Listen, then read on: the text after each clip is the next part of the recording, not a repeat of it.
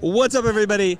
This is the last live stream for today on Monday, and I'm going to end it on a high note. The Chutzpah sisters are back. Amy and Jen Hood, welcome. Welcome to the show. Hello, everybody. Thank you for having Chris, us. Yes. glad to be here. Yes. It's great to see Live a beautiful audience. face again. Wow. So some things have changed since last time we spoke. I want to just get right into the heart of it, okay? Now, you guys are embarking on a kind of a new business model where you're teaching, doing books, and just teaching people how to make money as a freelancer.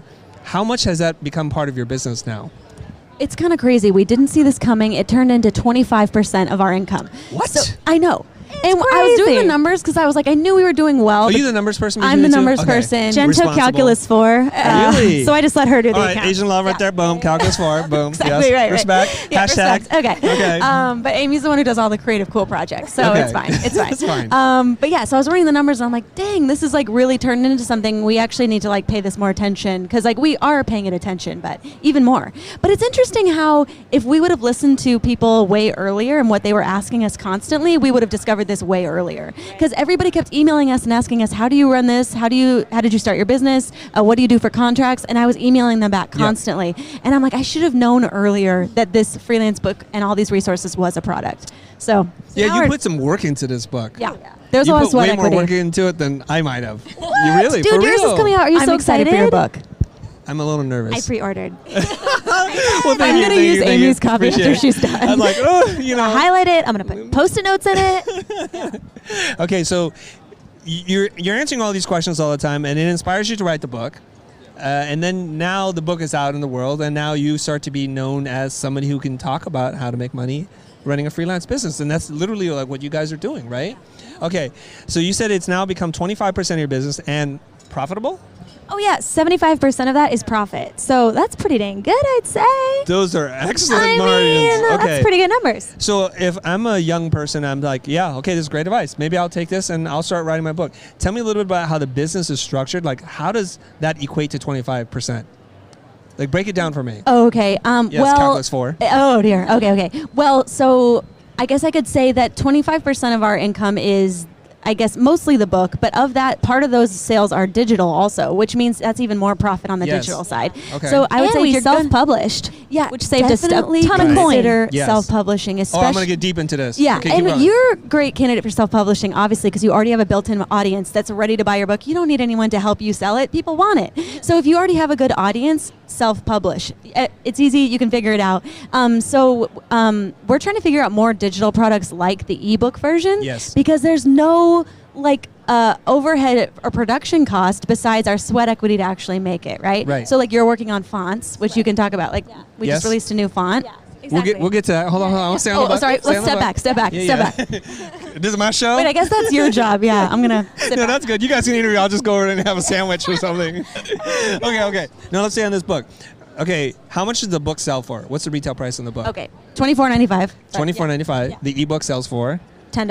$10. What you do shipping too? You do all Yeah, that so we stuff? pay my little sister. She's the office manager. Nice. And so Keeping the fam. Keeping it in the family. Yeah. She ships all the books, does all the troubleshooting, Yeah. answers all the emails. Okay, so shipping is expensive outside the United States, right? Oh, yeah. Well, we're like you. I don't know what you've Yeah. been doing, but people What are you keep doing? asking us to do Amazon, but they take such a big chunk, They so we're do. not doing Amazon. No Amazon. No Amazon. How So about the ebook? No, we're not doing that through anybody but us. Okay. Yeah. Only directly so, through you. Yeah. Okay. So we're trying to figure out, now we're sending out, we've just started this. We've got distribution, wholesale decks that we're starting to send to distributors overseas so that they Ooh, can put tell it me into about bookstores. this. Yeah. How does this so, work? So it's basically just making a line sheet of like, this is our book. It's just one product right now. Okay. And we basically just put in all these stats of like, hey, freelance is on the rise. Like it's supposed to be 25% of the U.S. is going to be freelancing in some capacity I by see what you're 2020, and just telling them that this is something that their audience will want, Okay. and here's our wholesale rates. Email Right. us. So And then we included all these reviews from people. Like this girl just said effing fabulous with like a 5-star review. We made that really big, and then Yes. a bunch of. So we just treated it like a proposal deck, pretty Yeah. much. You know. Okay. So in case you guys don't know, there's one sheet. It's like a kind of a ad for your book to help people understand what it's all about and how to sell it themselves. This goes out, and then some some overseas distributors say, we want it. Right. Tell me how that deal works. And then they help us they pay the cost to get the shipping of the book overseas. And ideally, we're picking a bookstore that has like 10 plus locations. So that's worthwhile to them. Good tip. You know what I mean? Yeah. And then they're distributing it through their country, the UK, wherever they're at. And then when somebody says, hey, I want your book, I don't want to have to pay $25 shipping, I say, hey, we've got these amazing stockists that we work with. We promote them, they promote us, everybody wins. How many books do you send at a time? Well, in all honesty, it hasn't worked yet. So we just started doing this. Okay. So we just started sending them out. We haven't heard so it back this is breaking news, guys. Full transparency. It's happening. I'll be watching, with anticipation, like what is happening, because I'll just follow that story, right? Yeah, I'm hoping it works. It'd be great. Yeah. It's going to work. And then that'll be your next book, How to Be a Self-Published Author and Get International Distribution. We're starting our next book, as we speak. Is that what it's called? No. Wouldn't that be amazing? Are you a mind reader? Oh my gosh. No, I don't know. Okay, so I'm super curious and hyped for you guys to get that out, because I'll be watching, and then you guys will come back on the show again and tell us how it all worked out, because that's a big problem, shipping the book to people. So the ebook, that's through your e-com portal. Yeah. They buy the book. It's in their hands. It's just all automatic. I think it's called Easy Digital Downloads. It's just a WordPress Easy plugin. Digital Downloads? Yeah. And it's just automatic. As soon as payment confirms, it sends them an email with the download link and blah, blah, blah. What is the ratio of hard copies versus digital? We were shocked. We thought so digital surprised. copies will be easier. Everyone will save money. Everybody wants the physical. It's like... it doesn't shock me. Even people overseas, they're like, I'm like, oh, you can download the ebook. They're like, I don't want the ebook. I want the hard copy. I'm like, but isn't this a great alternative? Creatives like tangible stuff. They do, yeah. Well, there's a sense of nostalgia, and your hands run through it, and the way you read and process books. And I've not ever purchased an ebook before. Interesting. I do Audibles. I don't do that really? either. No. We've had a lot of people ask us to do Audibles. Yeah. So have you read it yet? No, but we want to. I think it'd be so fun to record our own Audible. You should. I want to get like a famous person, like the guy who does forensic files. Oh my gosh, Peter Thomas. I want him If you've ever stayed in a hotel room, you know about forensic files. It's on every hour. That would be cool, except for people want to hear your voices. That's so the true. thing. They do want to hear our voices. Yeah. Okay, so maybe we'll do that next year? Maybe next year. Yeah. Okay, so that's the book. So basically that 25% you're talking about comes from the hard copies and the digital copies of selling your book. What about the workshops? Ooh. Talk to me about the workshops. The workshops Whatever you can reveal to us, fun. because this is interesting, because this is more a traditional author model where you create a book so that you can do the talks and the workshops, and that's how you sustain yourself. Right. Right. And I see you guys are popping up doing this workshop, I see really positive reviews and comments. I'm a little jealous. Thank you, Chris. Okay, a little competition going on here, but tell me about the workshops. How do you structure it? How much does it cost, and what are you teaching? I think a lot of people can do this because it's a really great way to sell a product, or if you're trying to teach something, it's so easy. So you basically can either team up with people like AIGA or AAF, Ad Federation. They're looking for content to offer their audience who pays dues for them to bring people in to provide content. So if you get somebody like AAF or AIGA to front the cost for your travel and your stay and to cover the location costs of like doing your workshop, then you offer a discount to their audience, and then you're getting that all taken care of, and it's all profit. There's no liability for you. All the costs are taken care of for your workshop, right? And usually they want you to do one free speaking engagement, but it's like it makes sense. Or they want to be the presenting sponsor, right? And so then you can offer your workshop basically for free, and you get to keep all the profits. Not free to the client. It's free for us to put on. But the person who's buying the ticket. Let's be clear here. Let's be clear. You guys still make the cheddar here, all right? So usually their audience would get like the ticket would be $165, and then for normal people it would be like $180. Or So they get a little discount for their members, which helps them. Right. And how long are the workshops? And ours is 4 hours just because we had to do it that long to stick it in there. Yeah. But most people are like hour and a half, 2 hours. People will pay for that even, and you can do $100. That's $50 an hour. You can even do more. And we cap ours out at like 25 seats, but we started realizing, why are we capping it? Yeah, we should let 100 people in here. Like, let's make some money.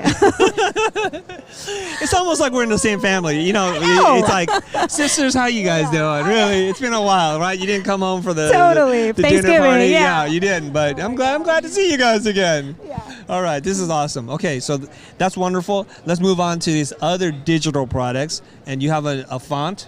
Yeah, we just released a font. It's called Beverly Drive, inspired by Beverly Hills. Okay. Like the Beverly Hills hotel font, like that. It's like tall, it's left lean, the x-axis is really low. It's really sassy. I know what you're talking That's what's about. going on with it. Yeah. Like when you drive into Beverly Hills, it's welcome to Beverly Hills. Is that the typeface? It's like that. It's kind of like that. It's really, very got display. those curly crossbar, E's right? that look like three. crossbar. Yeah. Nice. Okay. Yeah.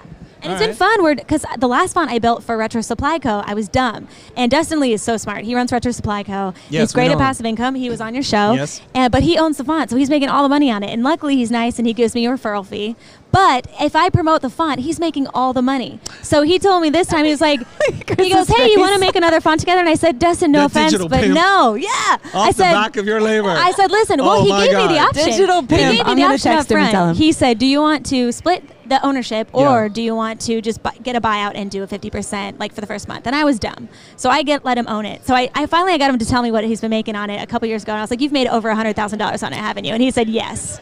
And so I'm like, I got to make a font for me now. I got to make a font for me. We're making a font tomorrow. That I'm going to make. And he reached out to me. He was like, hey, you want to make another font? I was like, nah, this one's for me, buddy. But it's been fun. So now we're trying to promote it and just get it in people's homes. And like, $100,000? I know. Well, it was in Fossil ads. It was in Times Square. Like, it's been everywhere. Like, big cheesecake, or was it California Pizza Twinkies Kitchen? used it. Twinkies we were in, used it. Kentucky and visiting our grandma, and we saw a fried Twinkie ad, and it was using Palm Canyon Drive. And you can recognize Justin's it? making like, that. Oh, anywhere, yeah. yeah. People tag me in all the time. I always tag Dustin. Yeah. I see. Poor Your Dustin. font police are on. Oh, yeah. on- He's on always trying to patrol. chase him down. He's Yeah. like, I don't think they paid for it. I'm like, oh, Really? shit. Yeah. Oh So my he's always God. trying to chase him down. Okay, so in case you guys are joining us on our live stream, Ricky's now cutting it. Stuart's still here. Jonah's MIA, but that's cool. We still got this. He's going to be who's monitoring the comments? Anybody? You are? You're doing double duty? And you can Dang, cut? he needs a raise. Dude, Give this man a raise. He's making up for the late start. He's doing great now. And he's also laughing, so it's like, it's perfect. He's doing 3 jobs. He's audience. He's He's everything. our laugh track. He is everything. And how do they get in touch with you, Ricky, on Instagram? Ricky Lucas at Ricky Lucas. Give it a follow. There he is. There we go. All right, helping his dating life, whatever. Ooh, yeah. His Instagram. Get those DMs full. Keep it up. He doesn't need any help, but I'm just saying. Okay. All right. So fonts, 100,000. Oh my gosh. Maybe everybody needs to make a font. Oh, my gosh, right? I'm Okay. hoping The this thing one's with happens. fonts, though, which we were just talking about, is people don't impulse buy a font usually. Yes. Okay.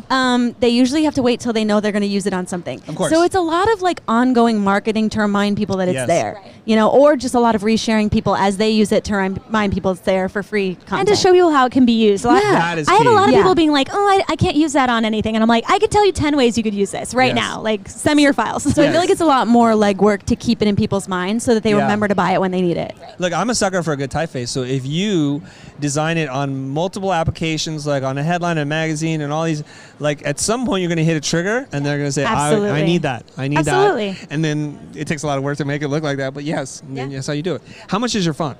So our font's only $25. Totally That's reasonable. Totally reasonable. I'm trying to figure out right now. So if you know anybody or you know any tips on this, but I want to make a license where it's like they can use the font for anything except for logos. If they're trying to use it for a logo, they got to pay more. And if they're a bigger company, they got to pay a lot more. That's what I'm trying to figure out my licensing scenario right now.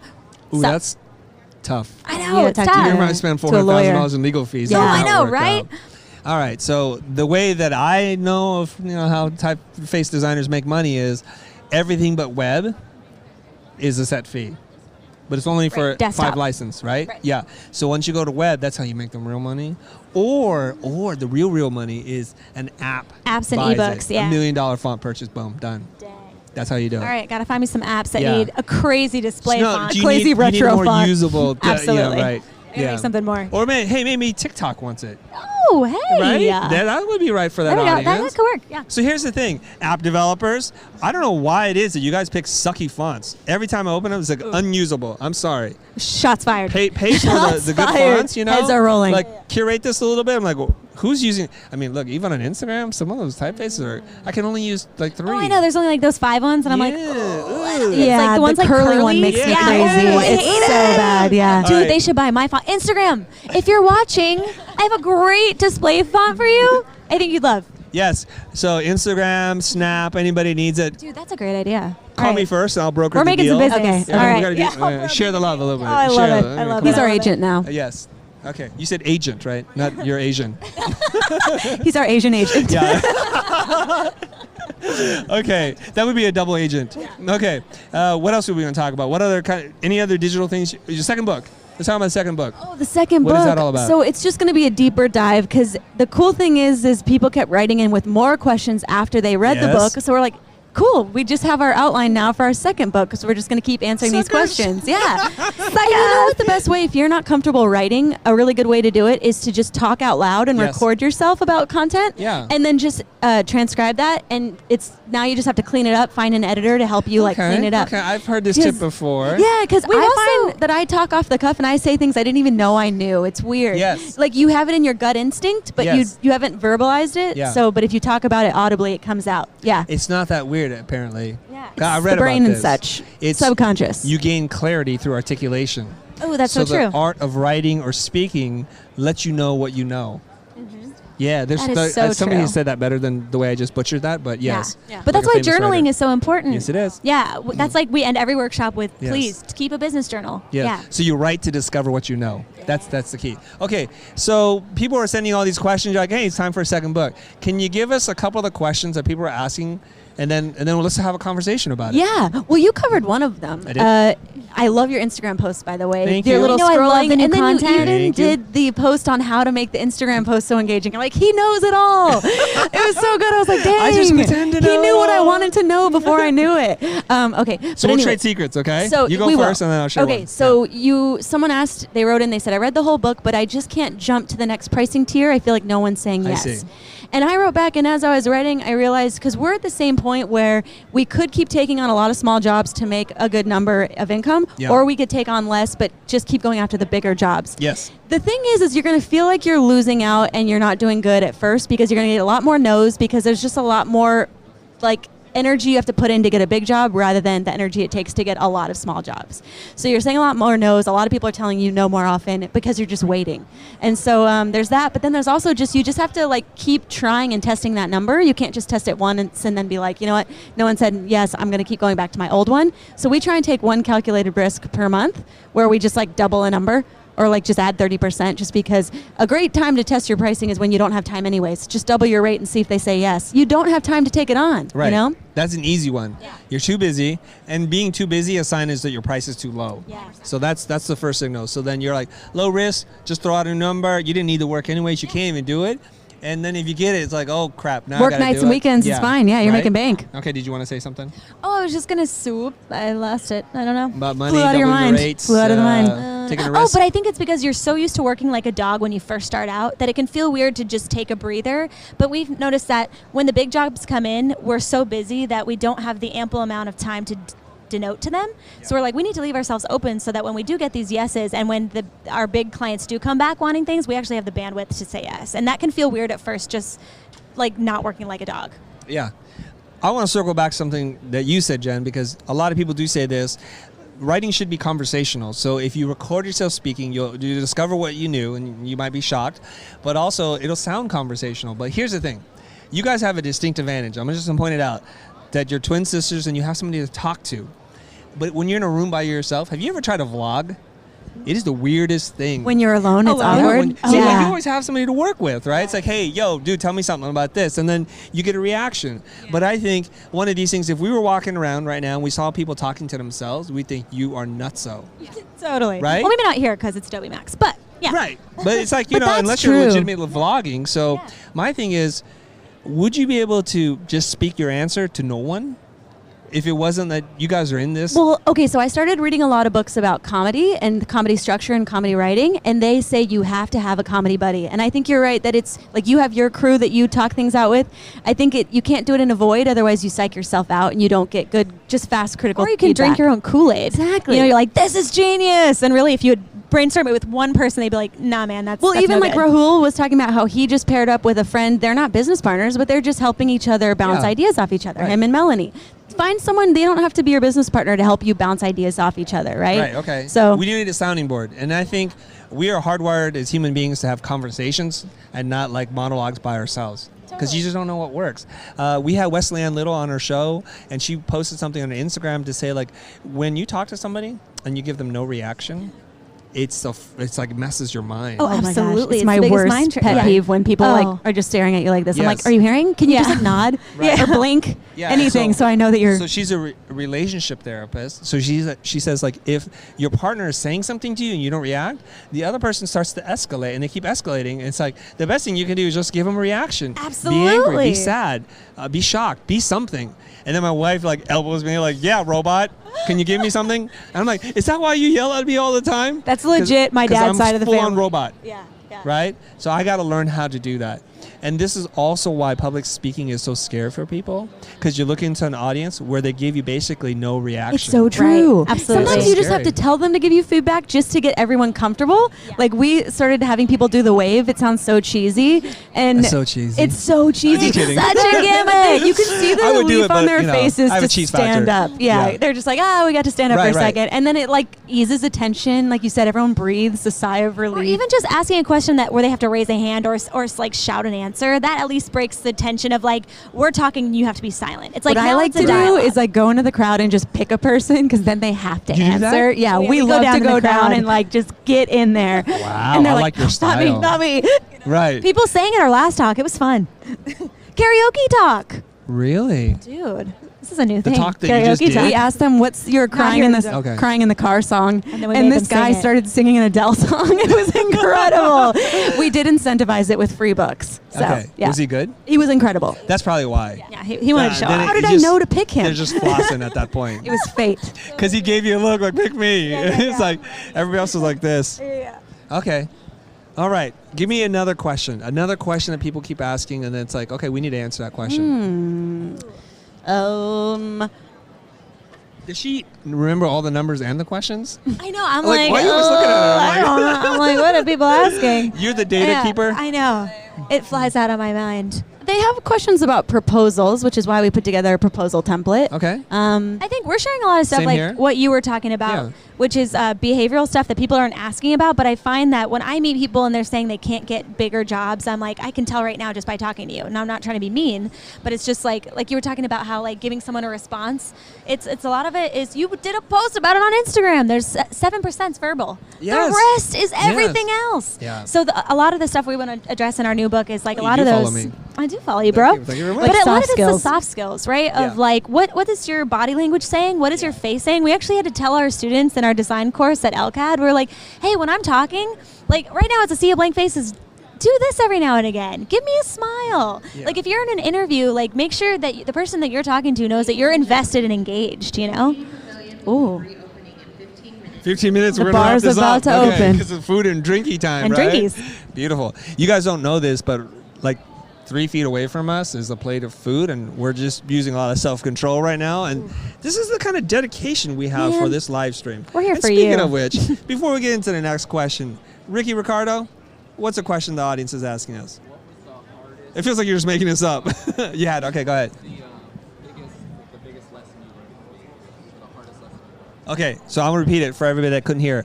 What is the hardest lesson you've had to learn as freelance? And I want you guys to think about it first because I want different answers. Okay. So it can't be the same, okay? Think about it. Think about it. Are you ready? What's the hardest thing you've had to learn as a freelancer? And if you twitch a little bit, then I'll know you're ready. Okay. Disagreements and fallouts will happen. And it's no reason to quit and go in-house just because you have one bad experience with a client. Because Okay. a lot of it's personality based. Yeah. And so sometimes like they just, no matter what you do, are not going to like it. And you do your best to like troubleshoot. This has only happened once where someone's like fully walked away. And we all just had to say, you know what, I don't think we're the right fit in the end. Like you said, you liked the style. We all agreed on this mood board, but now you're saying that like this isn't matching even though it looks like the style mood board, you know, and we just Yeah. had to agree to go separate ways. And instead of feeling like beaten and defeated, which we really did, we thought we had totally failed. And it's just like a normal part of business is that sometimes you just aren't a personality and a style fit, even though initially we all thought we were together when we were working with this client, you know? And in the moment, how did you feel? Awful. I was like, I am damned and determined Well, to we're total make this people work. pleasers, Yeah. so we're Yeah. you know, girl. Like most creative people. Oh, So yeah. we did 3 extra rounds of revisions for free to try and figure How it many? out. 3. 3, okay. And then we were like, you know what? Like, I think this is just, at this point, a personality mismatch, because I actually went back through them and proved to them that every option we showed them was in line with our discovery and mood board. Because I didn't want them to just say, you didn't do it right. I'm like, no, we actually did, but now you just don't prefer it. And that's just your preference. And that's a different problem, which is that you just don't like it, but it solves the problem and it solves it well. So I've done my job, but now I think it's just not a good fit, you know? So you're going through the arc of emotions, right? Yeah. First I was sad, now I'm mad. Like I suck, it's pity, and then, no, you suck. Hey, man, this is a you problem. Yeah. Okay, so you, It's and not how me, long it's does that you. process, the emotional roller coaster last for you? Is it hours, minutes, days, weeks? It can be... It used to be days, and now luckily it's hours. I feel like you get a tougher skin the more you do it, right? The more you go through. Okay. So you get tougher and you get wiser and you realize, man, as much as you should try, you cannot please every single person. You literally can't That's please really everybody. Okay. Yeah. Very good. Yeah. And now your turn. Mine would be like, you got to be the bad guy sometimes. Like, you can't be everyone's best friend, and I think a lot of designers like to work in-house because they have the producer to hide behind or the art director to hide behind. They don't like client interactions, but to me, I love client interactions. And actually, I like to put my foot down and I like to let them know, like, hey, you hired me for a reason. Are you going to trust me or not? You can either trust me and we can make this work out great, or I can give in to you and I can give you something that I don't feel is going to work for you. And if you kind of phrase it that way, they can't really say no. You know? And so I think I'm learning to be the bad guy a little bit and to enjoy it. Really, you're being the good. You're saying this is better for you. I'm not doing it because I like it better. I'm being a good design parent. This is a better I'm being a good decision. parent. I'm not trying to be my kid's best friend. I'm trying to say, hey, this is what's best for you. It's broccoli. It's not cake, but sometimes you got to eat it. You're the responsible one. Yes. Yes. Okay.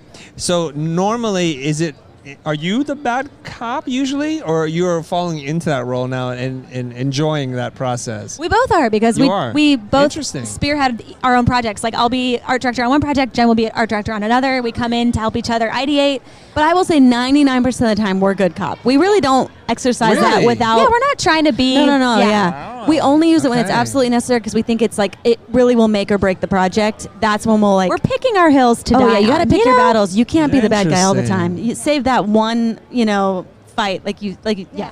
In a marriage, you can't like fight over every you can't little fight thing. over everything. That gets exhausting. No, just pick the one Have you had thing. a situation where the job was going really south and you were able to figure it out and communicate to the client and turn it around? One time it was literally as simple as inversing a logo. He just wanted it always white on black. That was it. He didn't know how to communicate it. It took months for us to figure out. He couldn't understand that it was color. So we started breaking down every single design element to see like what it was. And it was just color. So that was really early on. Now we don't show any color. We always show black you and broke the rule. Well, so Ladies. we do black and white comps always first. So Always we were first. rookie mistakes. So those are things you learn in design school, where your professors, the crotchety ones, say black and white only, thumbnails, this and that. I guess there was a reason.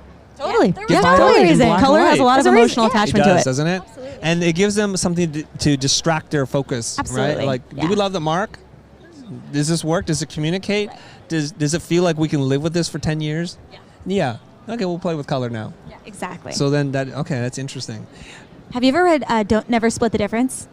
Yes, I read it. Oh, it's so good. Chris Voss. Yeah, I just Quiz started me on listening to it. I teach it all it's the time. Quiz me on it. That's where the 738 comes from, by the way. Yeah. So I've just been reading it. It's been so helpful, because it's a lot of stuff that we implement, but it's like verbalized in like, oh, that's what we're doing. Like, I knew it in my gut what we were doing with our clients, but it's like, oh yeah, that's what we're doing. You know, it's like everything's a negotiation, and I think that's the thing that's hard for a lot of designers, is anytime there's friction, they don't like it. You know, it's like, oh, I don't want to have Because it feels like a reflection on them and their work personally. Yeah. Yes. But it's like, get used to the friction. Like, that's life. That's how it works. So what you're talking about is called labeling the emotion. Chris Voss, FBI negotiator, labeling the emotion. Basically, you reduce the intensity of the emotion by just speaking it out loud. Totally. It's the unspoken tension. Like, if you guys are feeling funky and you're like, Chris is just being a jerk right now, but then it just festers. But if you say, Chris, I think you're being a jerk right now, I'm like, oh my God, am I really? I didn't mean to. And all of a sudden, like, haha, we can laugh about it, maybe, hopefully, if I'm not a total jerk, for real. Right? And then it's like, okay, we can move on from that. So that's something, you guys have learned that? Oh yeah, I've been listening to that Audible, and I'm like, oh yeah, these are a lot of things we implement, but just way deeper, and it's a great book. I'm going to make another recommendation for you once you finish this book. Yeah, what is it? I want you to read Socratic Selling by Kevin okay. Daly. Okay? Yeah, I never heard of that. Yes. because they're very similar approaches. But when Chris is telling his story about life and death situations and negotiating with a car dealership, you may not be able to relate to that as much. Right. But Socratic selling, and it's on a really old book, because you can see the cover art. It's like, ooh, okay, but it's jam-packed with really great ideas for what you may encounter on a day-to-day basis. It's excellent. So once you read those two books, you're going to see the overlap and the disconnect, and then you get to decide, I'm more this, a little bit of that. I love Right. that. Love that. Okay, Yeah. I'm excited. I'm gonna look that Okay, up. so we don't have a few more minutes here. What should we do for our remaining minutes? Is there anything else you guys want to talk about? What are you watching on Netflix Ooh. or Ooh. Amazon Prime? I'm watching mostly yeah. HBO. What are you watching? We get with her. Watchmen. Dude, What am I I gotta watch watching? it so bad. Oh, I gotta watch it. Watchmen. Have you seen The Righteous Gemstones? If any of you are recovering from going to church as a young person, Which we are. Anyways, it's funny whether you go to church or not. It's Yeah. just hilarious. Yes. You should totally watch it. Okay. Also, the latest series of True Detective was good on Of what? Of True Detective was Oh, good. True on. Detective. HBO ones, That's yeah. an old. I'm trying to think of other ones on HBO. Latest season with. Mahershala Ali. Yes. Yeah. Yes. Dude, he's the best. He Oh is. my gosh. Yeah. I'll watch him in anything. I'll watch Bill Pullman in anything. What's Bill with Bill Pullman? Pullman and James Cameron? They have a little love affair They going do. on. Well, directors like Bromance. actors Yeah, I love or it. actresses. Did you right? go to the Terminator screening that they did? I wasn't invited to it. Rude. I I wasn't think either. you have to be somebody special. I saw it with my son though. Was it good? Okay, Put you on the spot here. we're gonna Let's do terminate it. this Let's do episode it. of Terminator. We're gonna Let's do fucking it. terminate You've this. seen it? I haven't seen it. Oh, I can't ruin it for Okay, you. I don't think I'm gonna Are see you it. like a sci-fi? I Cameron? like sci-fi. Okay, But so I here's don't the know. thing. This is like an ongoing joke, right? Almost all sequels pale in comparison to the original, Sure. and there is a debate. And Terminator 2 was pretty good. Yeah. Pretty dang good. All right, That's Alien, Ridley Scott, amazing. Aliens with Cameron, pretty good. Yes. Right. Yes. So it's like Cameron's really good at doing these sequels. Outside of that, it's not really great. So the problem with the Terminator franchise is it's so well conceived to begin and end, and when they try to do another episode, it's like, wait, you're just giving me the same movie again, and you're switching variables here. Right. So there was a little bit of that. And I honestly went in with a little higher expectation because I was so excited to see Arnold and Linda Hamilton and James Cameron producing and like putting his name back on the franchise. And it did fix a few things. Like they basically said, forget those other movies in between. That's what someone else said. We're Yeah. kind of like starting over. Like just watch Terminator 1, 2, and whatever this one was called, right? And it was really good. The CG was really good. I think Tim Miller, you can always expect like great integration between visual effects and live action because that's his background, visual effects person. The dialogue, some of the scenes. we're not here for an that. action movie. It's fine. Oh, Yeah. plot holes like galore. Totally. Like ginormous plot holes. I'm like, dang, okay. All right. So I think it's still worthwhile to go and see and have fun. And then you guys let me I know. gotta get one of those AMC passes so I can just I see know. like. one. I I'm want one AMC. so bad. Dude, those are the I'm best. an A-list. Oh, I love those. dang. Did you see You- Ad Astra? No, not yet. Oh, I want to see that. Really? Dude, I know. Okay. I want to see it so bad. Really? And I want to see Jojo Rabbit. Okay. It's a comedy Yeah. with Hitler. Yes. Sounds Yeah. like it shouldn't work. It's but like a farce. it's yeah. Like Yeah. remember Hogan's Heroes? Yes. Old school. Yeah, old school. Yeah. Okay. Well, that's it for us, right? It's time to eat and get our drink on. What's your favorite drink? I'm a simple woman. I like Coors Banquet beer. No, you are a cheap date. Serious. Oh my God. Or Miller Oh my High Life. God. Miller High Life if you want to get a little more classy. The champagne The of champagne beers. of Yeah, she beers. shots. I'm class. Are you serious? You guys are gonna look I at love Coors and beer. Miller? Yeah, then you could drink You all like beer? night. I don't know. Just Right. blame it on the Kentucky Why be roots. out, like either Right. that or my type, but then I'm done. You know, like I'm on the floor. Wow. Okay. And my favorite drink is just water, guys. That's it for us. Thank you for tuning in. That's it, right, Ricky? Goodbye. Thank you. Thank you.